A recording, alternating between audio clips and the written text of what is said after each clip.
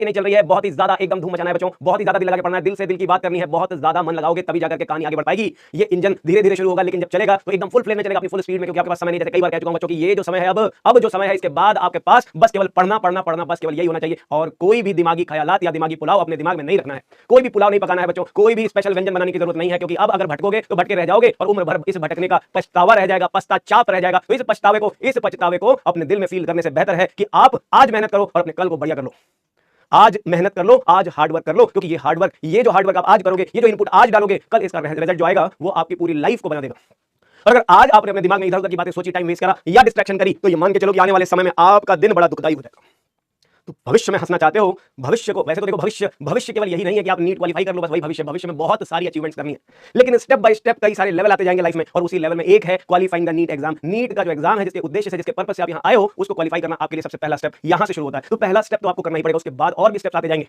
Life में बड़ी बड़ी मुश्किलें आती जाएंगी, लेकिन अगर इन बड़ी मुश्किलों को सही तरीके से आपने हैंडल करना सीख लिया, अगर आपने अपनी मुश्किलों को हैंडल करना सीख लिया, अपनी मुश्किलों को हैंडल करने वाले ही बहुत सारे लोग मुश्किलों को हैंडल करते करते टूट जाते हैं, मुश्किल हैंडल करते करते टूट जाते हैं। लेकिन अगर आपका इरादा पक्का है, अगर आपका इरादा पक्का है और आपने जो अपने तैयारी को, अपने प्रिपरेशन को, अपने किसी भी चीज को, किसी चीज से लड़ने के लिए अगर आपने अपने आप को पूरी तरह से तैयार किया हुआ है, कई बार गिरोगे, कई बार हारोगे, कई बार थकोगे, लेकिन हर बार थक हारने के बाद फिर उठ खड़े होना, यही है असली ताकत, यही है वो असली इंसान जो अपनी हार से सीखता है, अपनी गलतियों से सीखता है।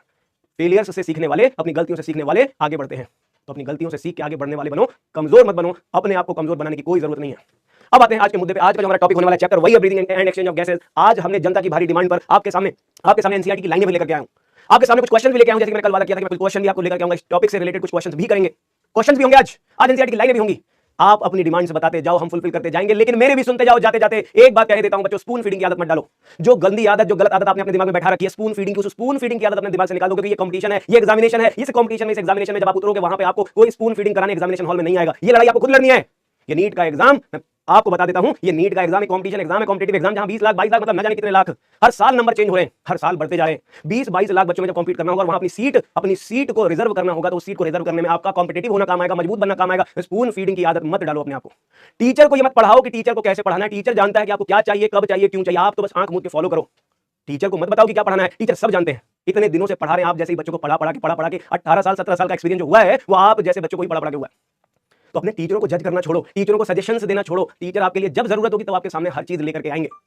एनसीईआरटी मैं आपको पढ़ाता हूं, क्लास की नोट्स में आपकी एनसीईआरटी भर देता हूं। कंसेप्ट मैकेनिज्म अगर क्लियर, एनसीईआरटी खुद पढ़नी है आपको। यहां लेकर के बोर्ड पे छपवा करके मुझे क्या एनसीईआरटी नहीं आती, मुझे सब आती है एनसीईआरटी की लाइनें उठा के रख के मैं आपको यहीं पे रीडिंग कर दूं न्यूज़पेपर की तरह। आपका कोई फायदा नहीं होगा जब तक आप खुद एनसीईआरटी अपनी नहीं उठाओगे ना। अपनी एनसीईआरटी खुद खोलो, खुद पढ़ो। यहां क्लास को इस्तेमाल करो कंसेप्ट क्लियरेंस के लिए। डेटा दिया उठा के रख दूं मैं बोर्ड पे, चिपका दूं, पढ़ दो बेटा, ये देखो, ये यकीन 6.0 लिखा है, ये नीट 2024 लिखा है, ये बहुत इंपॉर्टेंट है, ये नीट 2024 लिखा है, ये बहुत इंपॉर्टेंट है, ये लाइन मैंने मार्क करा दी। ऐसे पढ़ाई होती है? कंपटीशन की तैयारी करने वाले ऐसे नहीं पढ़ाई करते। ये यहां पे मार्क लिखा है breathing and exchange of gases, बेटा अंडरलाइन कर लो, बहुत इंपॉर्टेंट है। ये ऐसे पढ़ाई होगी ना?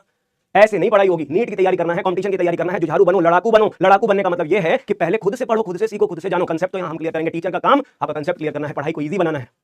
एनसीईआरटी पढ़ना 11वीं 12वीं के बच्चों को, 12th पास बच्चों को अगर आप एनसीईआरटी पढ़ना सिखा रहे हो, मतलब आप अभी नीट के लिए तैयार नहीं हो, ये मैं बता दे रहा हूं। नीट के लिए आप तैयार नहीं हो, मतलब आप ये 6 महीने भी वेस्ट कर दोगे, ये मुझे पता है। ये जितने बच्चे हैं जिनको स्पून फीडिंग की आदत लग गई है, ये बहुत ही ज्यादा कमजोर साबित होंगे नीट एग्जाम में, मैं बता रहा हूं आपको।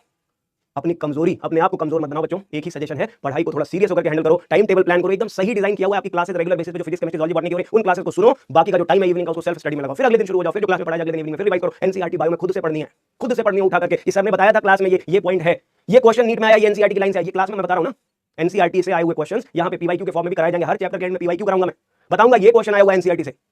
तो आप अपने आप को पहले उस काबिल बनाओ, अपने रिसेप्टर्स को ऑन करो और एक लड़ाके की तरह नीट का एग्जाम दो। एक कमजोर सिपाही की तरह नहीं, क्वेश्चन टफ देख करके जो हथियार डाल देते हैं, जो क्वेश्चन टफ देख करके हथियार डाल देते हैं, कह देते हैं पेपर बहुत टफ था। एनसीईआरटी से आगे एक लाइन भी अगर पूछ दिया तो वो बच्चे कह देते हैं आउट ऑफ सिलेबस को पढ़ा दिया, आउट ऑफ सिलेबस आ गया था। ये वो बच्चे होते हैं जो केवल अपने फेलियर्स के पीछे रीजंस खोजते हैं, बहाने खोजते हैं। वो मत बनो।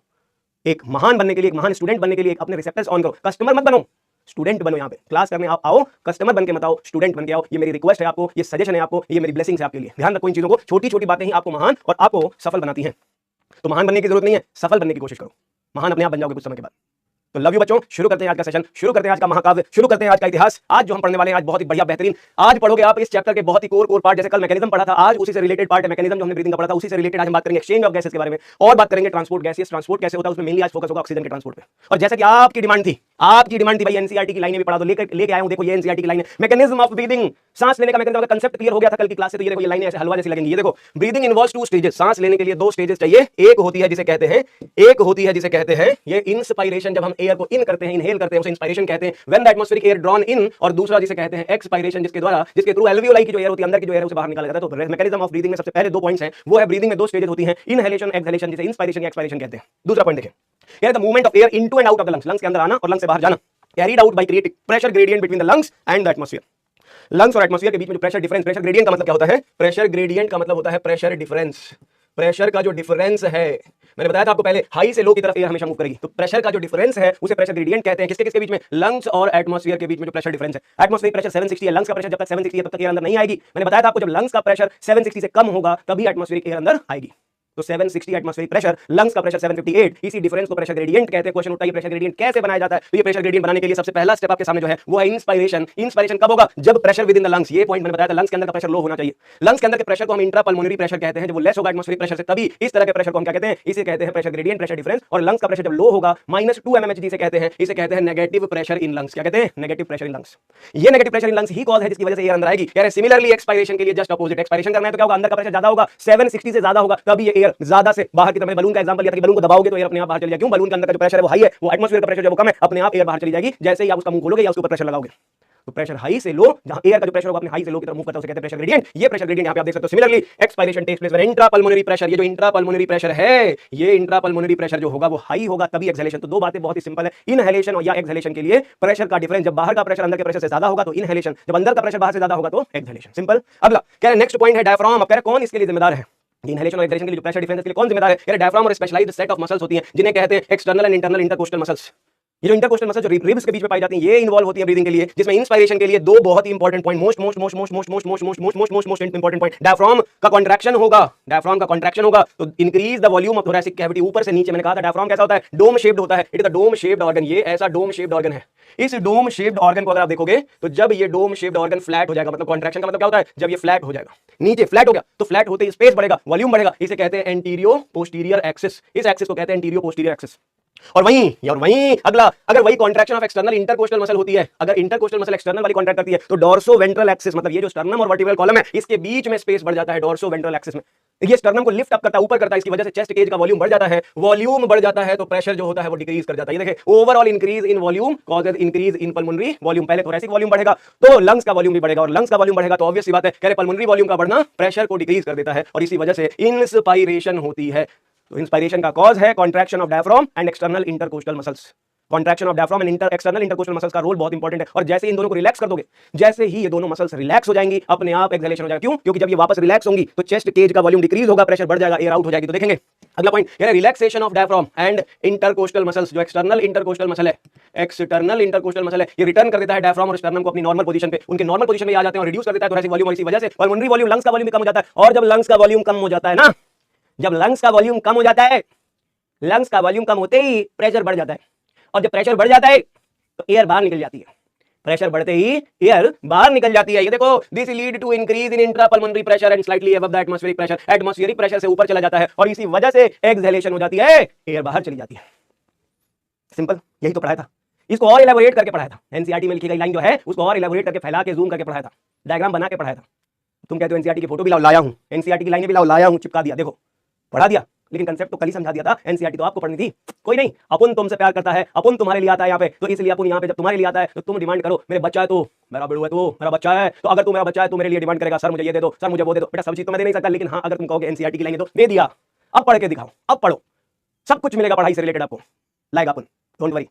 We have the ability to increase the strength. कह रहे हमारे पास हमारी एबिलिटी है कि हम स्ट्रेंथ ऑफ रेस्पिरेशन भी कर सकते, इंक्रीज कर सकते हैं या डिक्रीज कर सकते हैं। भाई स्ट्रेंथ बढ़ानी है, ताकत लगाओ। यार स्ट्रेंथ ऑफ रेस्पिरेशन को अल्टर करना, इंक्रीज करना, यार increase the strength of inspiration and expiration. हम एयर को इन भी फोर्सफुली कर सकते हैं, एयर को आउट भी फोर्सफुली कर सकते हैं by the help of additional muscles. Abdominal muscles उसके लिए सपोर्ट करती है एक्स्ट्रा, अगर हमें स्ट्रेंथ बढ़ानी है तो। ऑन एन एवरेज एक हेल्दी इंसान 12 से 16 बार एवरेज ब्रीदिंग करता है, उसे कहते हैं, उसका ब्रेथ रेट कहते हैं। Breath is 12 to 16 times in a minute, 12 से 16 बार एक मिनट में ऐसा होता है।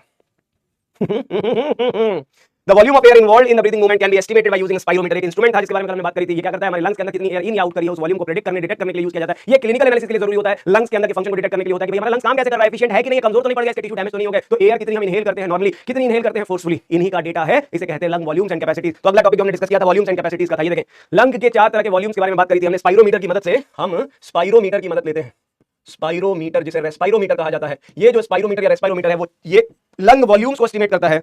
इनमें से जो हमारा रेजिडुअल वॉल्यूम है, ये जो रेजिडुअल वॉल्यूम है आरवी, ये जो रेजिडुअल वॉल्यूम है हम इसे मेजर नहीं कर सकते, रेजिडुअल वॉल्यूम को मेजर नहीं कर सकते स्पाइरोमीटर से, क्योंकि ये लंग्स के अंदर का वॉल्यूम। हमने ये चारों वॉल्यूम्स का डिस्कस किए थे और बात करी थी कि जो चार तरह के वॉल्यूम्स हैं इनसे बनती है कैपेसिटी। कैपेसिटी में एक है इंस्पिरेटरी कैपेसिटी, जैसे मैंने कहा था लंग कैपेसिटीज क्या होती हैं, they are the sum of addition of more than one volumes, more than one lung volumes. अगर इन्हें आपस में जोड़ देते हो तो ये बन जाती है लंग्स की कैपेसिटी। हमारे लंग्स की क्या कैपेसिटी है, तो कह रहे हैं inspiratory capacity, expiratory capacity, functional residual capacity, vital capacity and total lung capacity. पांच तरह की कैपेसिटी है। जरा वन बाय वन इनको समझते हैं, लंग्स की कैपेसिटी को समझने की कोशिश करते हैं। जो लंग कैपेसिटी है, लंग की कैपेसिटी है, इनको समझते हैं, लंग कैपेसिटीज। और इस लंग की कैपेसिटीज की अगर हम बात करें, सबसे पहला है इंस्पिरेटरी कैपेसिटी। कौन सी capacity, inspiratory capacity, inspiratory capacity. और मैंने बताया ये इंस्पिरेटरी कैपेसिटी आईसी से आप रिप्रेजेंट कर सकते हो, आईसी ये आईसी है इंस्पिरेटरी कैपेसिटी। और ये जो इंस्पिरेटरी कैपेसिटी होती है, इस इंस्पिरेटरी कैपेसिटी का वैल्यू होता है tidal volume plus inspiratory reserve volume, IRV. ये वैल्यू ये है। अगर डेफिनेशन पूछी जाए, मतलब कोई इंसान कितना मैक्सिमम इनहेल कर सकता है फोर्सफुली, कोई एक नॉर्मल इंसान फोर्स लगा के कितना इनहेलेशन करता है, इनहेलेशन की कैपेसिटी क्या है, नॉर्मली किसी इंसान की इनहेलेशन कैपेसिटी क्या है, the capacity of lungs for the capacity of lungs, capacity of lungs for forced inhalation. कैसे लिए, फोर्स्ड इनहेलेशन, मतलब आप फोर्सफुली कितना इनहेलेशन कर सकते हो, फोर्स्ड इनहेलेशन कितना कर सकते हो। तो फोर्स्ड इनहेलेशन मतलब नॉर्मली आप टाइडल वॉल्यूम इनहेल करते थे, तो उसको अगर आपको फोर्स लगा के करना है, फोर्स लगा के इनहेल करना है, तो आप forcefully IRV extra air inhale करते हो अबव टाइडल वॉल्यूम। तो इन दोनों को मिला तो बन गया tidal volume plus IRV inspiratory capacity. Value कितनी हो जाएगी, IC inspiratory capacity, inspiratory capacity IC is equal to tidal volume कितना होता है 500 ml प्लस इंस्पिरेटरी वॉल्यूम कितना होता है, जल्दी बताएंगे, ये होता है 2500 से 3000 ml। 500 प्लस 2500 टू 3000 ml, मतलब ये हो गया अप्रोक्सीमेटली 3000 टू 3500 ml। ये हो गई इंस्पिरेटरी कैपेसिटी। मतलब इंस्पिरेटरी कैपेसिटी ऑफ इनहेलेशन, कितना मैक्सिमम एयर आप फोर्सफुली इनहेल कर सकते हो, ये हो गया पहला। दूसरा अगर हम बात करें सेकंड कैपेसिटी की बात करते हैं, जिसे कहते हैं expiratory capacity, EC, expiratory capacity, EC. इस एक्सपायरेटरी कैपेसिटी को आप रिप्रेजेंट कर सकते हो ईसी से, और ईसी इज इक्वल टू आप लिख सकते हो tidal volume plus expiratory reserve volume, ERV. इन दोनों को मिला के बनती है ईसी। ईसी बनती है, क्या बनती है, एक्सपिरेटरी कैपेसिटी बनती है। अब इसी एक्सपिरेटरी कैपेसिटी को अगर आप डिफाइन करते हो तो क्या है, ये वो कैपेसिटी है जो फोर्सफुली आप एक्सहेल कर सकते हो, capacity of lungs for forceful exhalation. तो कह रहे हैं ये डिफाइन करो, कैपेसिटी ऑफ लंग्स किसी भी इंसान के लिए, capacity of lungs for forced exhalation. जो इंसान फोर्स्ड एक्सहेलेशन करेगा, फोर्स्ड एक्सहेलेशन करने वाले व्यक्ति के लिए कह रहे कितनी ताकत लगा करके भाई एसी ऑन कर देना जरा, हाँ, ताकत लगा करके कितनी एयर एक्सहेल कर सकते हो आप, उसे कहते हैं आप एक्सपायरेटरी कैपेसिटी। एक्सपायरेटरी कैपेसिटी कहते हैं। तो ये एक्सपायरेटरी कैपेसिटी ईसी के इक्वल टू, अगर फॉर्मूला बनाओ, tidal volume 500 ml plus force करके कितना ईआरवी निकाल दिया, ईआरवी होता है 1000 से 1100 ml। कितना होता है 1100 ml, 500 से 1000 या 1100 ml। कह रहे हैं इनको सबको मिला दिया तो बन गया क्या, ये हो गया 1500 ml टू 1600 ml। ये हमारी एक्सपिरेटरी कैपेसिटी है। तो टाइडल वॉल्यूम के साथ कितना और एक्स्ट्रा आप निकाल सकते हो, लंग्स की फोर्सफुल एक्सहेलेशन की कैपेसिटी कितनी है, दोनों को मिला दिया तो कैपेसिटी ऑफ एक्सहेलेशन आ जाती है। तो अगर आप बात करते हो फोर्सफुल इनहेलेशन की, वो है आईसी, फोर्सफुल एक्सहेलेशन की वो है ईसी। अब आता है तीसरा जो मोस्ट इंपॉर्टेंट है। ये दोनों तो सिंपल में निकल जाते हैं। जो मोस्ट इंपॉर्टेंट है, जिसे आपको याद भी रखना पड़ेगा, इंपॉर्टेंट है एग्जामिनेशन पॉइंट ऑफ व्यू से, आप इसे मोस्ट इंपॉर्टेंट लिख सकते हो, MIMP। इसका नाम है functional residual capacity. Functional residual capacity, ये है फंक्शनल रेजिडुअल कैपेसिटी। इस पे कंसेप्ट क्लियर करें, अपना नाम से समझे कि ये रेजिडुअल है। और कैसे रेजिड्यू है, ये कौन सी रेजिडुअल है, ये फंक्शनल रेजिडुअल कैपेसिटी वो एयर है, कैपेसिटी है लंग्स की। अगर हमने नॉर्मल एक्सहेलेशन किया टाइडल वॉल्यूम निकलने के बाद, टाइडल वॉल्यूम याद करो, मैंने हैंकी वाला जो एग्जांपल दिया था उससे याद करके देखो और एकदम समझ आ जाएगा। ये देखो, ये आपने हैंकी को पानी में डिप किया, अब कह रहे हैं पानी में डिप करने के बाद जब बाहर निकाला तो इसमें से टाइडल वॉल्यूम निकल गया, मतलब जो अपने आप निकल रहा है बिना एक्स्ट्रा एफर्ट के, जो अपने आप निकल रहा है बिना एक्स्ट्रा एफर्ट के, टाइडल वॉल्यूम निकल गया। अब कह रहे हैं जो कुछ भी बचा यहाँ पे, जो कुछ भी बचा यहाँ पे, वही है कौन, functional residual capacity. Functional residual capacity after normal exhalation. Normally सांस निकलने के बाद कितना वॉल्यूम अपने आप रह जाता है लंग्स में, हम एक्स्ट्रा एफर्ट नहीं लगा रहे अभी, अब कह कैसे दिमाग लगाओ इसको, कैसे समझो। कह रहे एक जो अपने आप चला गया पानी, अपने आप छूट गया, वो टाइडल वॉल्यूम है। जो ताकत लगाने पे निकलेगा वो है एक्सपिरेटरी रिजर्व वॉल्यूम। कह रहे एक्सपिरेटरी रिजर्व वॉल्यूम ताकत लगाने पे ही निकलता है, केवल ताकत लगाने से ही निकलता है। तो कह रहे हैं वो भी तो पड़ा रह गया लंग्स में, हमने ताकत लगाई नहीं, हमने नॉर्मल एक्सहेल किया। तो अगर वो एक्सहेल किया तो वो ईआरवी रह गया, और एक जो रेजिडुअल वॉल्यूम है वो तो हमेशा रहता है, कितनी भी ताकत लगा लो वो लंग्स में हमेशा रहेगा, इस कपड़े पे हमेशा चिपका रहेगा जब तक कि ये पूरा धूप में सुखा नहीं दिया गया। यार कुछ वॉल्यूम कपड़े पे चिपका ही रह जाता है, कपड़ा अभी भी गीला था, वो रेजिडुअल वॉल्यूम है। उसी रेजिडुअल वॉल्यूम में आप जोड़ दो एक्सपिरेटरी रिजर्व वॉल्यूम, तो आप देखोगे FRC is equal to expiratory reserve volume plus residual volume, मतलब equal to expiratory reserve volume होता है आपका 1000 to 1100 ml, और वही रेजिडुअल वॉल्यूम होता है 1100 से 1200 ml। यही तो है। अब इसी को आपस में जोड़ दिया गया तो फॉर्मूली टोटल वैल्यू जो आ गई वो आ गई आपकी 2100 ml, 2100 ml से 2300 ml। ये होती है आपकी फंक्शनल रेजिडुअल कैपेसिटी। परिभाषा क्या है, डेफिनेशन क्या है, जरा लिखिए। आप कहोगे आप हिंदी में मत बोलो, हिंदी में मत बोलो, अंग्रेजी में, तो अंग्रेजी में सुनो। The definition of functional residual capacity is, the definition of functional residual capacity is the capacity of lungs, the volume, और आफ्टर फोर्स्ड एक्सहेलेशन, आफ्टर forced exhalation, after forced exhalation, the air या the residual air present in our lungs, अगर हमने forced exhalation किया तो जो residual air रह गई वो होगी ERV प्लस RV, वही रिमेनिंग एयर जो एज अ रेजिड्यू है, that is called functional residual capacity. तो capacity of lungs for the air of remaining, the residual air which is present as remaining amount when we exhale force normally, not forcefully, normal exhalation after, यहां पे ये देखो हमने ये हमें correct करना पड़ेगा बेटा, फोर्स नहीं, आफ्टर नॉर्मल, यहां लिखेंगे आफ्टर नॉर्मल एक्सहेलेशन, मतलब हमने टाइडल वॉल्यूम एक्सहेल किया। After normal exhalation the remaining air present is equal to it includes ERV and RV। और जैसे कि मैंने पहले भी बताया था, जब हम RV को स्पाइरोमीटर से मेजर नहीं कर सकते तो इसीलिए हम इस वैल्यू को भी डायरेक्ट मेजर नहीं कर सकते, हम इन्हें सम करते हैं, कैलकुलेटिव वैल्यू है ये इनडायरेक्टली कैलकुलेटिव वैल्यू है। हम ERV तो कैलकुलेट कर सकते हैं, RV को स्पाइरोमीटर से कैलकुलेट नहीं करते। ये केवल हम सरफेस टू वॉल्यूम रेशियो से कैलकुलेट करते हैं कि लंग्स के अंदर कितना सरफेस है और कितनी एयर उसमें रेजिड्यू रह गई होगी, उसी को सरफेस टू वॉल्यूम रेशियो से कैलकुलेट करते हैं। 1100 to 1200 ml रेजिडुअल वॉल्यूम कहते हैं। तो ये थी third capacity, functional residual capacity. Fourth है जिसे कहते हैं वाइटल कैपेसिटी। Vital capacity. तो पहला जो मैंने मोस्ट इंपोर्टेंट बताया वो बताया फंक्शनल रेजिडुअल कैपेसिटी, और दूसरा जो मोस्ट इंपोर्टेंट है वो है ये वाइटल कैपेसिटी, जिसे VC कहते हैं, vital capacity, which is equal to tidal volume 1 + 2 + 3 tidal volume plus inspiratory reserve volume plus expiratory reserve volume ERV। इन तीनों को मिला दें तो हमारा बन जाता है vital capacity. Vital capacity important है, ये दोनों डेफिनेशंस आप याद रखोगे, ये दोनों डेफिनेशंस हमारे लिए इंपॉर्टेंट है, FRC और VC मोस्ट इंपॉर्टेंट, बाकी सब जनरल रीडिंग, ये दोनों मोस्ट इंपॉर्टेंट, इसे समझ भी लेना है आपको। कह रहे अगर आपने फोर्सफुली एक्सहेल किया, अगर आपने जैसे मान लो ये मेरे पास एक ऐसा इमेजिन कर लो, एक बॉटल है, ये एक बॉटल है, इस बॉटल के बॉटम में यहाँ पे RV है, ये कभी नहीं जाएगी, ये हमेशा बॉटम में रहेगी। कह रहे इस बॉटल के बॉटम में RV है और इसके जस्ट ऊपर ERV है, जो केवल फोर्स लगाने से ही बाहर जाती है। ERV केवल फोर्स लगाने से ही बाहर जाएगी, RV फोर्स लगाने से भी नहीं जाएगी। और इसके ऊपर है टाइडल वॉल्यूम, जो नॉर्मली आता जाता रहता है, आएगा भी जाएगा भी, नॉर्मल आना नॉर्मल जाना, ये टाइडल वॉल्यूम है। और कह रहे इससे एक्स्ट्रा मैक्सिमम कितना इनहेल कर सकते हो, मैक्सिमम कितना इसको इनहेल कर सकते हो, एक्स्ट्रा वॉल्यूम कितना इनहेल कर सकते हो, ये तभी आएगा जब आप फोर्स लगा के इनहेलेशन करोगे। IRV है ये।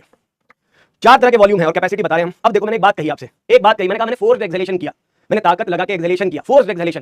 तो जब फोर्स्ड एक्सहेलेशन करूंगा और लंग्स को मैंने खाली करने की कोशिश की, इस बॉटल को खाली करने की कोशिश की, तो मैंने पूरा लंग्स जो है, पूरे लंग्स, इस बॉटल को इमेजिन करो एज अ बॉटल, लंग्स को इमेजिन करो, मैंने पूरी ताकत लगा दी, और ताकत लगाने के बाद लंग्स में बचा कौन, RV। कह रहे हैं आफ्टर फोर्स्ड एक्सहेलेशन, ध्यान देना, आफ्टर फोर्स्ड एक्सहेलेशन, अगर आफ्टर फोर्स्ड एक्सहेलेशन की बात करूं मैं, फोर्सफुली मैंने एयर को बाहर निकाल दिया, मतलब मैंने कपड़ा निचोड़ दिया है, पूरा कपड़ा निचोड़ दिया है, तो कह रहे बचा क्या, बचा केवल रेजिडुअल वॉल्यूम। ध्यान से सुनेंगे, एकदम सिंपल है ये। मैंने कहा अगर लंग्स को पूरी तरह से खाली करने की कोशिश की जाए, फोर्स्ड एक्सहेलेशन किया जाए, एक्सहेल किया जाए, तो अब फोर्स्ड एक्सहेलेशन के बाद बचा कौन, RV बच गया। अब इसका उल्टा मैं कह रहा हूं, आफ्टर फोर्स्ड एक्सहेलेशन मैं चाहता हूं लंग्स को वापस से भर दूं, लंग्स को वापस पूरा भरने के लिए कितना वॉल्यूम चाहिए होगा लंग्स को पूरा भरने के लिए। फोर्स्ड एक्सहेलेशन के बाद लंग्स को भरने के लिए मुझे कौन सा एयर चाहिए, मुझे सबसे पहले चाहिए कौन सा, ये चाहिए एक्सपायरेटरी रिजर्व वॉल्यूम, और कौन चाहिए, टाइडल वॉल्यूम चाहिए। और कह रहे अभी भी नहीं भरा लंग्स, अभी भी पूरा भरने के लिए नहीं भरा, कह रहे मुझे कौन चाहिए, IRV चाहिए। तो कह रहे इस लंग्स को पूरा भरने के लिए मुझे IRV भी चाहिए होगा, तो इन तीनों का सम कर दोगे तो बन जाएगा कौन, वाइटल कैपेसिटी। तो डेफिनेशन बड़ी सिंपल है, आफ्टर फोर्स्ड एक्सहेलेशन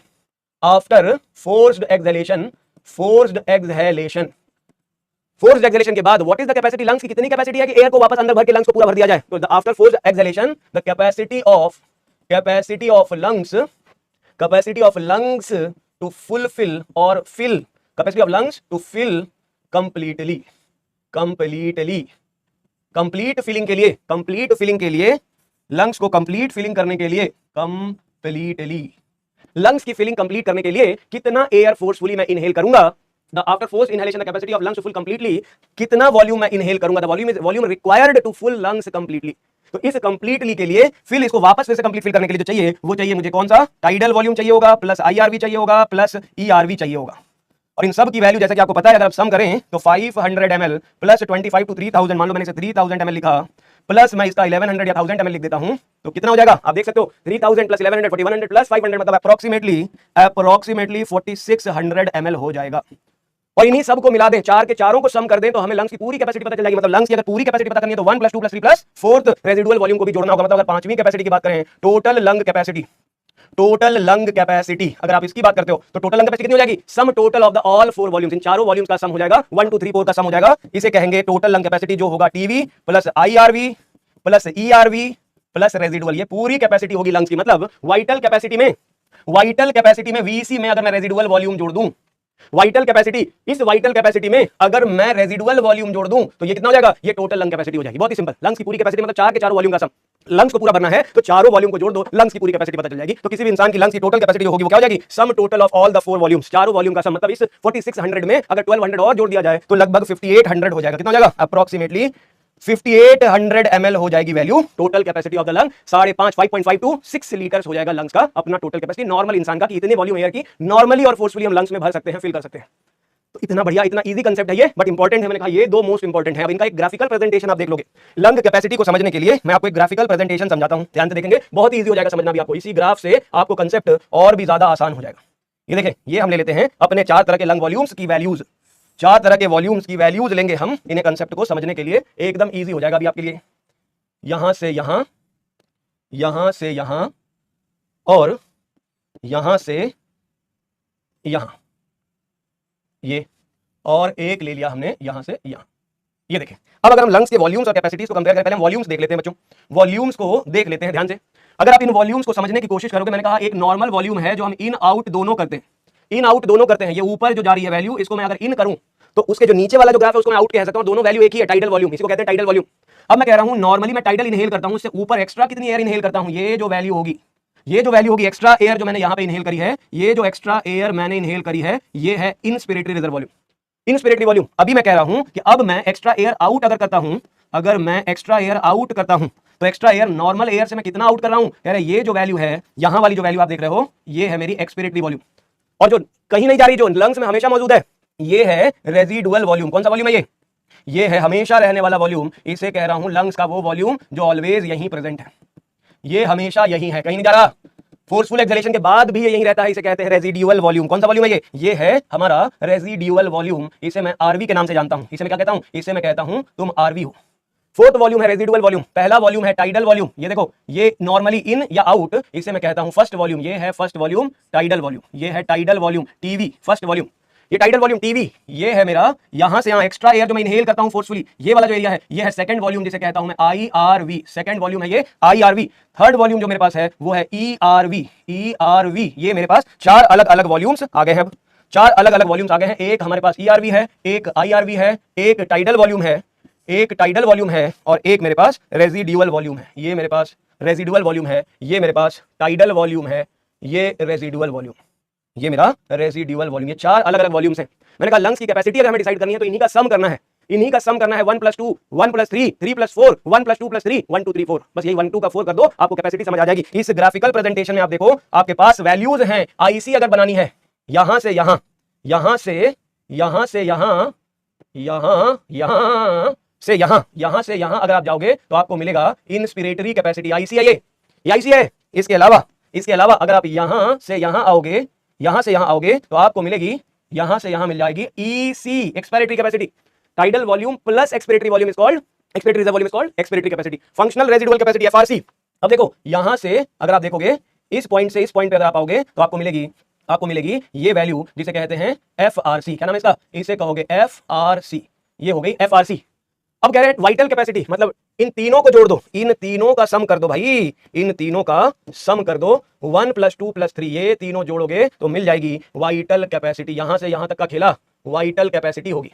और सबको जोड़ दो, 1 2 3 4 कर दो, 1 2 का 4 कर दो, यहां से शुरू करो और यहां तक लाइन ले आओ। इस पूरे खेल को जो खेलेगा वो होगा टोटल लंग कैपेसिटी, इसे कहेंगे टीएलसी। टोटल कैपेसिटी जो लंग्स की होगी वो बनाएगा टीएलसी। तो सिंपल है ये ग्राफिकल प्रेजेंटेशन आपके सामने, बस केवल ये समझाने के लिए कि जो हमारे वॉल्यूम्स होते हैं 4 तरह के, उनसे हम कैपेसिटी कैसे बनाते हैं। 4 तरह के वॉल्यूम का सम ये बनती है कैपेसिटी। तो पहले टाइडल वॉल्यूम, फिर इंस्पिरेटरी वॉल्यूम, फिर एक्सपिरेटरी वॉल्यूम, फिर रेजिडुअल, ये 4 वॉल्यूम हो गए। इन चारों में से कैपेसिटी आईसी मतलब क्या हो गया, आईसी इज इक्वल टू बराबर tidal volume plus inspiratory reserve volume, VC बराबर tidal volume plus inspiratory reserve volume plus expiratory reserve volume. रट जाना चाहिए, इतनी बार बता दिया कि रट जाना चाहिए आपको। टीएलसी मतलब क्या हो गया, टीएलसी पे फॉर्मूले भी बना सकते हो आप। TLC is equal to tidal volume plus inspiratory reserve volume plus expiratory reserve volume plus residual volume. इसको ऐसे भी लिख सकते हो, इसे लिख सकते हो vital capacity plus residual volume. इसे लिख सकते हो inspiratory capacity IC plus FRC भी लिख सकते हो, एफआरसी भी लिख सकते हो। इसे लिख सकते हो tidal volume plus inspiratory reserve volume plus functional residual capacity. Functional residual मतलब इसके कई सारे फॉर्मूले आप बना सकते हो, एक नाम के कई फॉर्मूले बन सकते हैं। बहुत ही सिंपल है, आप समझ सकते हो, सब कुछ मिला जुला करके एक ही कहानी है। Tidal volume IRV ERV VC है, तो वीसी में आरवी जोड़ दिया। आईसी मतलब टीवी प्लस आईआरवी आईसी बन गया, और एफआर ईआरवी प्लस आरवी जो है वो एफआरसी बन गया। टीवी प्लस आईआरवी में एफआरसी जोड़ दो, वो भी वही कहानी है। मतलब कुल मिलाकर के इसके फॉर्मूले अगर घुमा फिरा के पूछे भी जाए तो आप इतने समझदार तो हो ही मेरे बच्चे, इतने समझदार तो आप हो ही कि इस वैल्यू से आंसर निकाल लोगे। बोलो निकाल लोगे कि नहीं निकाल लोगे? इतने समझदार बच्चे हो आप कि ये छोटे छोटे सवाल आपका कुछ ना बिगाड़ पाएंगे। समझ आ गया ना? तो आगे बढ़ते हैं, आज का खेला और आगे बढ़ाते हैं और कुछ नए टॉपिक पे चलते हैं। ये तो कांसेप्ट हो गया आपका क्लियर, इसमें तो आप हो गए महारथी। अब आते हैं एक्सचेंज ऑफ गैसेस पे। एक ग्लास पानी पी के तो स्वागत करते हैं फिर से आपका एक्सचेंज ऑफ गैसेस में। जो आपका एक्सचेंज ऑफ गैसेस का मतलब क्या होता है कि भाई हमने एयर तो इनहेल कर ली, लंग्स के अंदर एयर का इनहेलेशन तो हो गया, लेकिन उसका एक्सचेंज कैसे होगा? ये देखिए एक्सचेंज कैसे होगा, मतलब आपने जो एयर इनहेल करी है, जो रेस्पिरेटरी ट्यूब की मदद से, रेस्पिरेटरी सिस्टम की मदद से जो एयर आपके लंग्स तक पहुंची है, जो आपके रेस्पिरेटरी सिस्टम ने बड़ा काम किया है, नेक काम किया है, ये जो एयर इस लंग्स में आई है, इस एयर का एक्सचेंज कैसे होगा? यहां पे एयर आ तो गई, अब आपके पास यहां पे आपकी ब्लड की वेसल है, ये आपकी ब्लड वेसल है लंग्स के चारों तरफ। इस ब्लड वेसल से, ब्लड से जो यहां पे ऑक्सीजन और कार्बन डाइऑक्साइड है, हमारा पर्पस है इस कार्बन डाइऑक्साइड को इस लंग्स में और ऑक्सीजन को, एयर से ऑक्सीजन को ब्लड कैपिलरी में पहुंचाना।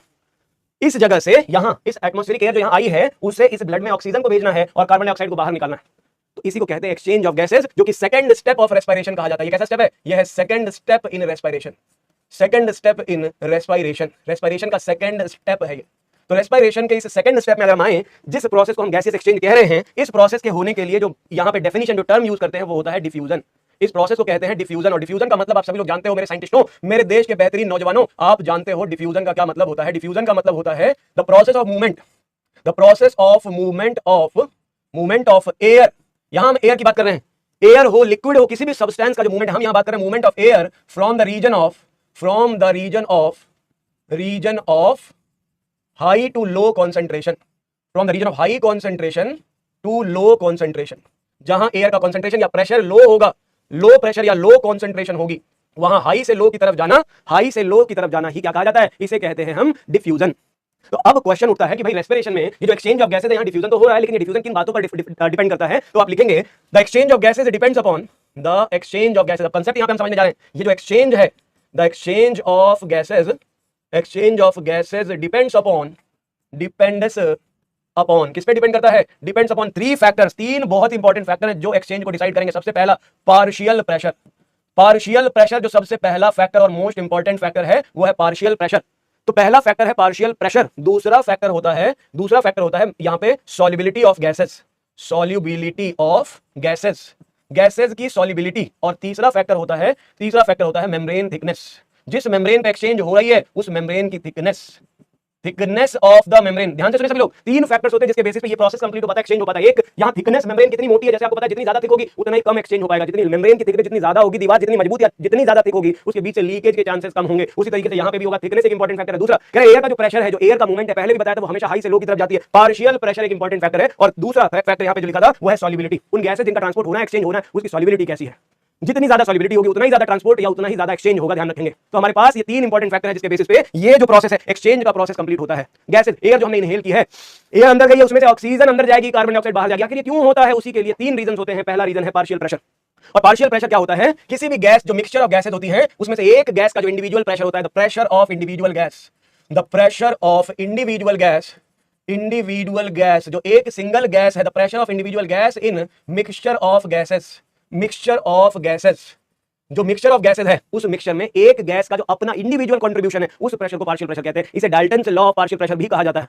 एक वैज्ञानिक, एक साइंटिस्ट जिनका नाम था डाल्टन, उन्होंने बताया था कि partial pressure of any gas, किसी एक गैस का जो मिक्सचर ऑफ गैसेस, जैसे कि आप जानते हो एटमॉस्फेरिक एयर में जो एयर है, ये जो एटमॉस्फेयर है हमारा, ये जो एटमॉस्फेरिक एयर है, मान लो ये आपका एटमॉस्फेयर है, इस एटमॉस्फेयर में जो एटमॉस्फेरिक एयर है, the pressure of this air atmospheric air is 760 mmHg। मैंने आपको बताया था ये एटमॉस्फेरिक एयर खुद एक मिक्सचर ऑफ गैसेस है, mixture of gases. Atmospheric air is the mixture of gases, कई सारी गैसेस में पाई जाती हैं, जिनमें से मेनली इस मिक्सचर में आपको पता होगा 78% नाइट्रोजन होती है, 78% नाइट्रोजन होती है, 20.08% ऑक्सीजन होती है, जो 21% भी लिख सकते हो, और 0.03% कार्बन डाइऑक्साइड होती है, 0.03% कार्बन डाइऑक्साइड होती है। मतलब कहानी ये है कि ये है mixture of gases, atmospheric air itself is the mixture of gases. क्या उस मिक्सचर ऑफ गैसेस में से एक गैस ऑक्सीजन है, उस ऑक्सीजन का अपना प्रेशर कितना होता है, यही है पार्शियल प्रेशर। इंडिविजुअल गैस का अपना प्रेशर जो है वही है पार्शियल प्रेशर। जैसे मैं आपको बताऊं एटमॉस्फेरिक एयर का जो प्रेशर है, pressure of atmospheric air, the pressure of atmospheric air, ये हमने पढ़ा था 1 atmospheric pressure is equal to 760 mmHg, millimetre of mercury, 760 mmHg atmospheric air में। तो उसी एयर में अगर मैं पार्शियल प्रेशर की बात करता हूं, पार्शियल प्रेशर ऑफ ऑक्सीजन, अगर मैं कहूं पार्शियल प्रेशर ऑफ ऑक्सीजन, जिसे हम पार्शियल प्रेशर PO2 भी लिख सकते हैं, पार्शियल प्रेशर को ऐसे भी लिख सकते हैं, तो कह रहे हैं partial pressure of oxygen PO2 जो mmHg में मिलीमीटर मरकरी में होगा, कितना होगा, partial pressure of oxygen will be equal to 760, कितनी है ऑक्सीजन, 21% या 20.08%, तो 760 का 21% निकलेगा ऑक्सीजन का partial pressure, that will be equal to 760 into 21/100, 760 into 21/100, जो अप्रोक्सीमेटली आ जाएगी value 159 mmHg, 159 millimetre of mercury के बराबर आ जाएगी। आ रहा है समझ में? कितना मिलीमीटर मरकरी? ये पार्शियल प्रेशर O2 निकाला मैंने, कितनी आसानी से निकाला, बिल्कुल सिंपल। एनसीईआरटी में क्या लिखा है? एनसीईआरटी में खाली लिखा है कि एटमॉस्फेरिक एयर में 159 होती है। कहां से आता है ये 159 वैल्यू? आपको यहां कैलकुलेट हो जाता है। एनसीईआरटी में खाली लिखा है कि पार्शियल प्रेशर एटमॉस्फेयर में ऑक्सीजन का 159 है। कैसे ये वैल्यू आती है वो ऐसे कैलकुलेट करते हो कि मिक्सचर ऑफ गैस में जो एयर है atmospheric air, mixture of gas, इस मिक्सचर ऑफ गैस में ऑक्सीजन का अपना कंट्रीब्यूशन कितना है, वो है 21%, तो वही उसका पार्शियल प्रेशर निकाला जा सकता है। 760 में से 21% ऑक्सीजन का अपना इंडिविजुअल कंट्रीब्यूशन है। वैसे ही PCO2 कितनी हो जाएगी? PCO2 partial pressure carbon dioxide is equal to 760 into 0.03/100, 760 into 0.03/100, ये वैल्यू हो जाएगी किसकी? ये हो जाएगी कार्बन डाइऑक्साइड की अपनी परसेंटेज, जो अप्रॉक्स वैल्यू निकलती है अप्रोक्सीमेटली 0.3 mmHg हो जाती है। तो पार्शियल प्रेशर अलग अलग गैसेस का अपना कंट्रीब्यूशन जो होता है उसी को कहते हैं पार्शियल प्रेशर, और ये बहुत इंपॉर्टेंट रोल प्ले करता है हमारे गैसियस एक्सचेंज के लिए। किसी भी साइड पे एयर का या गैसियस एक्सचेंज होना है वो इसी पे डिपेंड करता है। तो एटमॉस्फेरिक एयर में ऑक्सीजन का पार्शियल प्रेशर कितना निकला? वो आया 159। कार्बन डाइऑक्साइड का कितना आया? 0.3 mmHg। एक टेबल है, जरा उसको फिल करके देखते हैं, एक टेबल फिल करके देखते हैं। एनसीईआरटी में गिवन टेबल है, इसमें केवल वैल्यू दी हुई है, आप यहां पे इस वैल्यू को लिखने जा रहे हो, खुद से इसे फिल करोगे। जरा देखो मैंने क्या कहा, एटमॉस्फेरिक एयर में ऑक्सीजन कितनी है? 159 mmHg। ये सारी वैल्यू mmHg में होंगी, याद रखेंगे सारी value in millimetre of mercury. ये वैल्यू इसकी यूनिट जो होगी वो mmHg होगी। तो 159 PO2 हो गई, पार्शियल प्रेशर O2 का हो गया, और पार्शियल प्रेशर CO2 का जो होगा वो हो जाएगा 0.3 mmHg, 0.3 mmHg हो जाएगा ये। और यहां एल्वियोलाई में अब हम बात कर रहे हैं, जो एयर हमने इनहेल करी अब ये पहुंची, ये रेस्पिरेटरी ट्यूब से अब एल्वियोलाई में पहुंची, जो एटमॉस्फेरिक एयर एल्वियोलाई में पहुंची, वहां पे PO2 और PCO2 जो होता है वो होता है 104 mmHg। कितना होगा? 104 mmHg एल्वियोलाई के अंदर 104। और PCO2 कितनी होती है? ये होती है 40 mmHg। मतलब आप देखो हर जगह ऑक्सीजन ऑलमोस्ट ज्यादा है, oxygen compare to carbon dioxide percent wise देखोगे तो ज्यादा मिल जाएगी, लेकिन कहीं ये डिफरेंट भी मिलेगी, अभी मैं आपको दिखाऊंगा। एल्वियोलाई में ऑक्सीजन कितनी हो गई? 104, और ये कार्बन डाइऑक्साइड हो गई 40। ब्लड जो डीऑक्सीजनेटेड है, मतलब इसमें ऑक्सीजन की कमी है, तो जो हमारी बॉडी का जो डीऑक्सीजनेटेड ब्लड है, याद रखेंगे हमारे हार्ट में जो राइट पार्ट होता है ये पूरा का पूरा डीऑक्सीजनेटेड ब्लड से भरा होता है। यहाँ ये डीऑक्सीजनेटेड ब्लड होता है, ये वो पार्ट है जो ब्लड को पंप करता है। जब हार्ट ब्लड को पंप करता है तो लंग्स में यही वाली एयर भेजी जाती है, यही वाली गैसेस भेजी जाती है, यही ब्लड लंग्स में जाता है। जो डीऑक्सीजनेटेड ब्लड है वो right part of the heart से पंप होता है, डीऑक्सीजनेटेड ब्लड। तो इस डीऑक्सीजनेटेड ब्लड में CO2 ज्यादा होती है, ऑक्सीजन कम होती है। तो डीऑक्सीजनेटेड ब्लड में आप लिखेंगे 40 mmHg ऑक्सीजन होती है और 45 mmHg कार्बन डाइऑक्साइड होती है। ऑक्सीजनेटेड ब्लड में 95 mmHg ऑक्सीजन होती है, जो लंग्स से ब्लड आता है हार्ट में और हार्ट से पूरी बॉडी में पंप होता है। ये ब्लड कैसा है? ये जो ब्लड लंग्स से हार्ट में जा रहा है ये है ऑक्सीजनेटेड ब्लड। ऑक्सीजनेटेड ब्लड, ये लंग्स से जा रही है ब्लड वेसल हार्ट में, तो यहां पूरा का पूरा ये ऑक्सीजनेटेड ब्लड होता है, और इसमें PO2 हाई होता है, ये होता है 95 mmHg, कार्बन डाइऑक्साइड से ज्यादा है ये। और PCO2 जो होती है वो लेस होती है ऑक्सीजनेटेड ब्लड में, ये 40 mmHg होती है। तो 40 mmHg यहां होगी कार्बन डाइऑक्साइड। और टिश्यूज में जब यही ब्लड पहुंचेगा, जब ऑक्सीजनेटेड ब्लड टिश्यू में भेजा जाएगा, यहां देखो ये है टिश्यू, तो टिश्यू में जब ये ऑक्सीजनेटेड ब्लड पहुंचेगा तो टिश्यू लेवल पे यहां पे ऑक्सीजन कम होती है, ध्यान रखेंगे। यहां इस टिश्यू लेवल पे O2 कम होगी, क्योंकि O2 यूज हो चुकी है और CO2 प्रोड्यूस हुई है आफ्टर सेलुलर रेस्पिरेशन। टिश्यू पे ही सेलुलर रेस्पिरेशन, तो यहां पे टिश्यू पे ऑक्सीजन में आएगी गिरावट, ये हो जाएगा 40 mmHg ऑक्सीजन और 45 mmHg हो जाएगा कार्बन डाइऑक्साइड। तो ये टेबल, ये डेटा, ये चार्ट आपको याद रखना होगा, याद रखने वाला पॉइंट है, इसमें कोई चीज नहीं है, लेकिन अगर कंसेप्ट क्लियर है आपका, ये वाला जो फ्लो है वो क्लियर है आपका, तो इसे रटना भी नहीं पड़ेगा। मुझे रटना नहीं पड़ा था, मुझे रटना नहीं पड़ा, मुझे समझना था, केवल एक बार ये समझना था कि बॉडी में कहां ऑक्सीजन ज्यादा और कार्बन डाइऑक्साइड ज्यादा हो सकती है, वो एक बार में क्लियर हो जाता है कि लंग्स से जब एयर एक्सचेंज होगी, ऑक्सीजनेटेड होगा ब्लड, तो ऑक्सीजन इसमें बढ़ जाएगी। अब क्वेश्चन उठता है कि जो एक्सचेंज है उनमें सबसे पहला फैक्टर मैंने आपको बताया, जो एक्सचेंज है वो पार्शियल प्रेशर पर डिपेंड करता है। तो आप खुद ही देख सकते हो कि ऑक्सीजन कहां से कहां जाएगी। अब देखेंगे जरा, जब एल्वियोलाई में एयर पहुंचती है, जब एल्वियोलाई में एयर पहुंचती है, ये देखें, ये रहा मटका, ये है वो मटका जिसे मैं कह रहा हूं एल्वियोलाई। यहां इस एल्वियोलाई में एयर पहुंच गई है, एल्वियोलाई में एयर पहुंच गई है।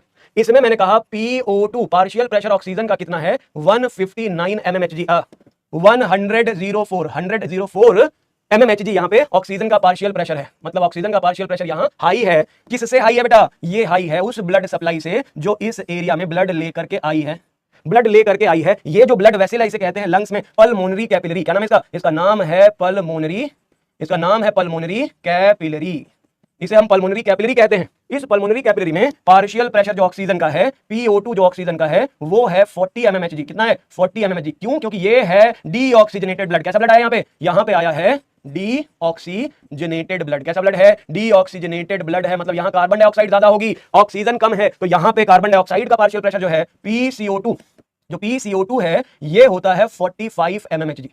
कितना है, 45 mmHg। और यहां पे एल्वियोलाई में PCO2 मैंने कितना बताया, ये है 40 mmHg। कितना है, 40 mmHg। खुद गेस करो आप लोग, खुद ही सोच के देखो अब क्या होना है। Air always moves from high partial pressure to low partial pressure. और उस एयर में, यहां देखें, उस एयर में एल्वियोलर एयर जो है, उस एल्वियोलर एयर में यहां देखें, यहां पे जो है कार्बन डाइऑक्साइड, ऑक्सीजन का जो इनपुट, ऑक्सीजन का जो मूवमेंट है वो अपने हाई से लो की तरफ हो रहा है। ऑक्सीजन यहां ज्यादा है एल्वियोलाई में, तो पल्मोनरी कैपिलरी में जा रही है। और कार्बन डाइऑक्साइड कहां ज्यादा है, कार्बन डाइऑक्साइड 45 mmHg यहां पे है, यहां 40 कहां जाएगी, हाई से लो की तरफ। और इसीलिए इस प्रोसेस का नाम रखा गया है डिफ्यूजन ऑफ गैसेस। इसे कहा जाता है diffusion of gases at alveolar level. तो अगर कोई आपसे पूछे ये डिफ्यूजन, ये एक्सचेंज किसके बेसिस पे हुआ है, तो मैंने सबसे पहला फैक्टर बताया, the first factor for the diffusion of gases is partial pressure. Partial pressure की कहानी आपको आ गई होगी समझ, ये है पार्शियल प्रेशर। अब आता है दूसरा फैक्टर सॉल्युबिलिटी। आपकी एनसीईआरटी ही बताती है सॉल्युबिलिटी के बारे में, याद रखेंगे। Greater the solubility of gases, solubility of gases is directly proportional to the exchange of gases. जितनी ज्यादा सॉल्युबल होगी उतनी ही ज्यादा एक्सचेंज या उतनी ही ज्यादा वो ट्रांसपोर्ट करेगी गैसेस का। तो एक्सचेंज ऑफ गैसेस का डायरेक्ट रिलेशनशिप है सॉल्युबिलिटी से। तो याद रखेंगे जो कार्बन डाइऑक्साइड है, carbon dioxide CO2 is 20 to 25 times more soluble than oxygen। 20 से 25 गुना, 20 to 25 times more soluble than oxygen in our body fluids, that is why CO2 is more exchanged per unit। The exchange of CO2 is much more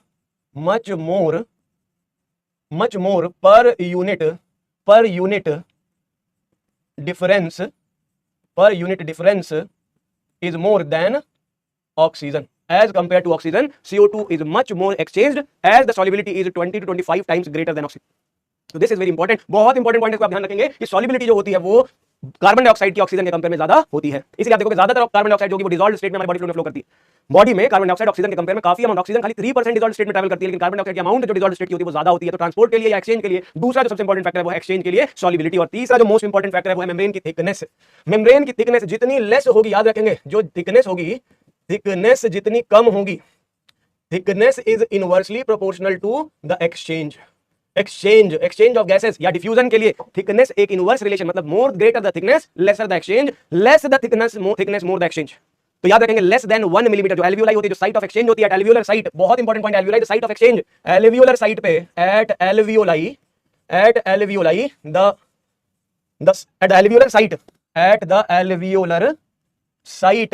which is the site of exchange within the alveoli, the site of exchange at alveolar site, the thickness is less than a millimeter। thickness is less than 1 millimetre, 1 millimetre से भी कम होती है thickness. तो जितनी thickness कम उतना ही ज्यादा exchange. तो अब देखेंगे ये थिकनेस इतनी कम कैसे है। ये थिकनेस इतनी कम इसलिए है क्योंकि आप एल्वियोलाई के आप टिश्यू को देखोगे, एल्वियोलर एपिथेलिया को देखोगे इस साइड पे, तो यहां पे आपको एल्वियोलाई की जो एपिथेलिया मिलेगी, इस एपिथेलिया में यहां आपको फ्लैट सेल से बना हुआ स्ट्रक्चर मिलेगा। मैंने पहले बताया था एल्वियोलाई में दो तरह की सेल्स होती हैं, टाइप 1 सेल्स एंड टाइप 2। तो मोस्ट ऑफ द सेल जो एल्वियोलाई बनाती है, 80% सेल जो होती है यहाँ की, वो होती है टाइप 1 सेल। ये बनाती है एल्वियोलर एपिथेलिया। इसका नाम आप लिखेंगे, मोस्ट इंपॉर्टेंट क्वेश्चन है ये, इसे कहते हैं एल्वियोलर एपिथेलिया। ये एल्वियोलर एपिथेलिया है भाई लोग। अब ये एल्वियोलर एपिथेलिया कैसी होती है? Simple squamous. ये फ्लैट सेल होती है, फ्लैट सेल होती है। स्क्वैमस का मतलब कैसी सेल? ये फ्लैट सेल होगी। और जितनी फ्लैट होगी सेल यहाँ की, ये देखो, ये सेल जितनी फ्लैट होगी उतनी ही थिन होगी, जितनी फ्लैट उतनी थिन। तो ये फ्लैट सेल है, थिन सेल होती है, स्क्वैमस। और ये जो एल्वियोलाई में एपिथेलिया के साथ जो कैपिलरी, जो ब्लड सप्लाई आई है, ये देखो, इसे कहते हैं पल्मोनरी कैपिलरी। इसका नाम है पल्मोनरी कैपिलरी। ये पल्मोनरी कैपिलरी है। और इस पल्मोनरी कैपिलरी में भी, यहां पे भी एपिथेलिया जो होती है वो फ्लैट सेल की बनी होती है। ये भी फ्लैट सेल की बनी होती है। ये देखो, ये इसे कहते हैं एंडोथीलिया। कैपिलरी की लाइनिंग में जो ब्लड वेसल प्रेजेंट है उसे कहते हैं एंडोथीलिया। ये भी सिंपल स्क्वैमस सेल होती है, फ्लैट सेल होती है। और इन दोनों के बीच में जो मेम्ब्रेन होती हैं, इन दोनों के नीचे जो मेम्ब्रेन्स होती हैं, ये होती हैं इनकी खुद की बेसमेंट मेम्ब्रेन। ये जो एपिथेलियल सेल जिसके ऊपर रहती हैं, एपिथेलिया जिसके ऊपर रहती है, ये देखो यहां पे इन दोनों की अपनी बेसमेंट मेम्ब्रेन है। क्या ये है इनकी बेसमेंट मेम्ब्रेन। ये इसको हम ऐसे ड्रॉ कर लेते हैं। ये लो हमने ऐसे ड्रॉ कर लिया ताकि आपको समझ आ सके। इन दोनों के बीच में ये जो मेम्ब्रेन आप देख रहे हो, ये इनकी बेसमेंट मेम्ब्रेन है। ये बेसमेंट मेम्ब्रेन जो कि नॉन सेल्यूलर लेयर होती है, ये एक पतली सी मेम्ब्रेन इन दोनों के बीच में। तो आप देखो एल्वियोलर एपिथेलिया, मैंने कहा लेस देन 1 मिलीमीटर थिकनेस है इसकी। तो जितनी थिन होगी उतना ही ज्यादा एक्सचेंज होता है। तो आप देखो, ये इतनी थिन है कि बड़ी आसानी से O2 को अलाउ करती है हाई से लो में जाने पे, और CO2 को अलाउ करती है अपने हाई से लो में जाने को। O2 और CO2 का एंट्री और एग्जिट बड़ी आसानी से हो जाता है, क्योंकि वो तीनों फैक्टर जो यहां चाहिए थे, मैंने आपको बताया वो तीनों फैक्टर, एक बताया पार्शियल प्रेशर, एक बताया पार्शियल प्रेशर, दूसरा बताया मैंने मेम्ब्रेन में इसकी गैस की सॉल्युबिलिटी कितनी है, ज्यादा से ज्यादा कार्बन डाइऑक्साइड निकल सके, एक दूसरा फैक्टर, और तीसरा वहां की मेम्ब्रेन की जो थिकनेस है, जितनी कम थिकनेस उतना ही ज्यादा एक्सचेंज। तो ये तीन के तीनों फैक्टर इंपॉर्टेंट है गैसेस एक्सचेंज के लिए, मोस्ट इंपॉर्टेंट है गैसेस एक्सचेंज के लिए। तो याद रखेंगे। तो इसके साथ ये जो पार्ट हमारा एक्सचेंज ऑफ गैसेस का वो कंप्लीट हो जाता है और अगला टॉपिक शुरू होता है। अब ये देखिए, ये तो वही कहानी है जो मैंने आपको बताई। मैंने कहा कैसे अरेंज है वो थिकनेस एनसीईआरटी के चित्रों में दिया हुआ है। ये एनसीईआरटी के डायग्राम में दिया। ये एल्वियोलाई की कैविटी है, ये एल्वियोलाई की वॉल है, ये एल्वियोलाई की वॉल है, उसमें ये स्क्वैमस एपिथेलिया फ्लैट सेल है, ये पल्मोनरी कैपिलरी है। ये वाली जो कैपिलरी है यही वो कैपिलरी है, यहां भी फ्लैट सेल है, पल्मोनरी कैपिलरी, जिसमें डीऑक्सीजनेटेड ब्लड है। यहाँ ये लेबलिंग पे क्वेश्चन पूछे जा सकते हैं। ये आरबीसी रेड ब्लड सेल है, ये बेसमेंट मेम्ब्रेन है, ये एल्वियोलर वॉल यहाँ पे एयर अंदर आ रही है। ये चीजें आप बिल्कुल एनसीईआरटी के चित्रों में देख सकते हो। ये वो जगह है जो पार्शियल प्रेशर बता रही है, जो भी हमने डिस्कस किया कि भाई इंस्पायर्ड एयर है, एक्सपायर्ड एयर है। इंस्पायर्ड एयर जो एल्वियोलाई में आती है, तो एल्वियोलाई में ऑक्सीजन का पार्शियल प्रेशर जो होता है 104 होता है, कार्बन डाइऑक्साइड का 40 mmHg होता है। जब ये ब्लड यहाँ पल्मोनरी वेन में आता है तो ये ब्लड ऑक्सीजनेटेड ब्लड हो जाता है, और यहाँ इसमें ऑक्सीजन 95 होती है और कार्बन डाइऑक्साइड 40 होती है। टिश्यू में भी आप देखोगे तो टिश्यू लेवल पे ऑक्सीजन जो होगी, टिश्यू पे ऑक्सीजन जो होगी वो होगी 40 mmHg, और कार्बन डाइऑक्साइड जो होगी वो होगी 45। तो ये जो ब्लड जा रहा है अब, ये है डीऑक्सीजनेटेड ब्लड। कैसा ब्लड है? Deoxygenated blood. ये ब्लड हार्ट के राइट साइड में रहता है डीऑक्सीजनेटेड ब्लड, और जो लेफ्ट साइड है उसमें ऑक्सीजनेटेड ब्लड है। तो अलग अलग इनका पार्शियल प्रेशर आपको याद रखना है। एनसीईआरटी के इस पिक्चर को याद रखना है कि ये दिखा रहा है एयर जो ऑक्सीजन है और कार्बन डाइऑक्साइड है, उसका अलग अलग जगहों पे कितना पार्शियल प्रेशर है, जो मैंने अभी आपको चार्ट के थ्रू बताया था। और ये वो जगह है जो बता रही है साइट ऑफ एक्सचेंज, जहां गैसेस एक्सचेंज हो रहा है, वो किन किन फैक्टर्स पे डिपेंड करता है। मैंने बताया 3 फैक्टर्स पे डिपेंड करता है। ट्रांसपोर्ट ऑफ गैसेस की बात करें, अगर हम बात करें ट्रांसपोर्ट ऑफ गैसेस की, तो गैसेस का ट्रांसपोर्ट अब आता है भाई एल्वियोलाई में। जब एल्वियोलाई में एयर आ गई थी तो वो जो एयर थी उसको हमने यहां पे पहुंचा दिया, ऑक्सीजन अब यहां आ चुकी है। अब ये ऑक्सीजन ब्लड के थ्रू होती हुई हमारे बॉडी में आएगी, हार्ट में पहुंचेगी, और हार्ट इसे पंप कर देगा पूरी बॉडी में, जो कि ऑक्सीजनेटेड ब्लड होगा। ये ऑक्सीजनेटेड ब्लड पूरी बॉडी में पंप कर दिया जाएगा, ये ऑक्सीजनेटेड ब्लड पूरी बॉडी में पंप कर दिया जाएगा। तो यहां से लेकर के यहां तक ये जो टिश्यू तक जाने की कहानी है, ये टिश्यू तक ऑक्सीजन के जाने की कहानी है, और टिश्यू से कार्बन डाइऑक्साइड का जाना। ये देखो, O2 का टिश्यू तक आना, ऐसे लिखते हैं, थोड़ा बोल्ड लिखते हैं, कह रहे हैं O2 का टिश्यू तक आना और टिश्यू से CO2 का जाना, टिश्यू से CO2 का जाना और बाहर निकलना। ये देखो, ये CO2 बाहर निकली, O2 अंदर आई। तो आने के बाद यहां से O2 का टिश्यू पे जाना हो रहा है, और टिश्यू से कार्बन डाइऑक्साइड का लंग्स तक जाना हो रहा है। इसी को हम ट्रांसपोर्ट ऑफ गैसेस, मेनली यही 2 गैसेस पढ़ी जाएंगी। ट्रांसपोर्ट ऑफ गैसेस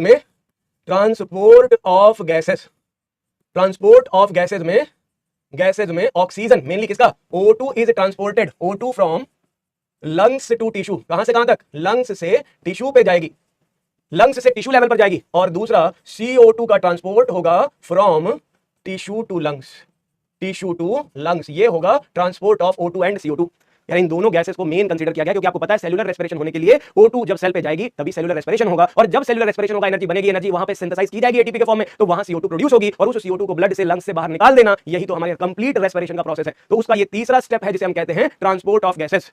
तो ट्रांसपोर्ट ऑफ गैसेस में हम जो पहला टॉपिक डिस्कस करने जा रहे हैं वो हेडिंग है हमारी ट्रांसपोर्ट ऑफ ऑक्सीजन। इसके बारे में बात होगी। हम बात करेंगे सबसे पहले ट्रांसपोर्ट ऑफ